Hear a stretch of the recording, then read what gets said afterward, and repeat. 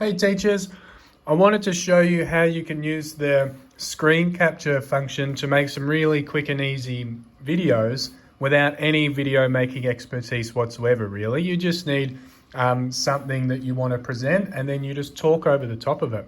So I've been just starting to use the Resolve PowerPoints to bring some inquiry into my maths, and in order to make it a video, all I've got to do is press Command Space, and then I type in QuickTime, and you'll see QuickTime Player here, and then I click on that. And it'll come up in my top menu just up here. Now you don't want the PowerPoint in full screen if you want to do this, because QuickTime Player is going to record part of my screen, so it won't work when it's in full screen mode. So QuickTime Player's up here, and I go File, and I go New Screen Recording. And I press this record button, and it's going to let me record part of my screen.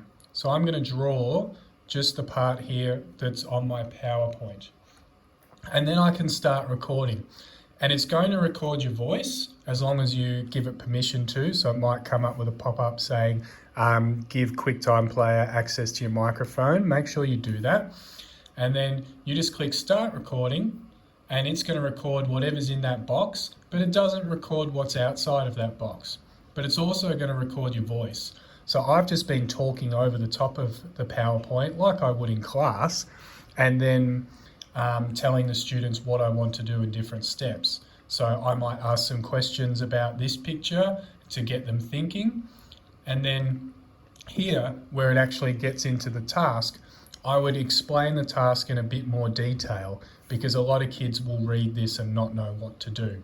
So I'll give them a little bit more of an explanation, and then I might say, please go away and do this now, and then upload a picture onto Seesaw to show me your work. And that way they're getting away from the screen a little bit too. So you don't need to have any expertise in computers to be able to do this.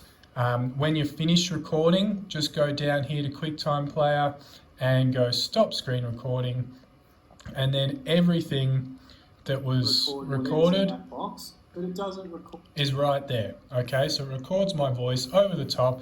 You've got this PowerPoint or image or whatever you want to present on top, and it just makes things a little bit easier for the kids to understand. So if you have any questions, let me know, but I found this screen recording function really quite helpful.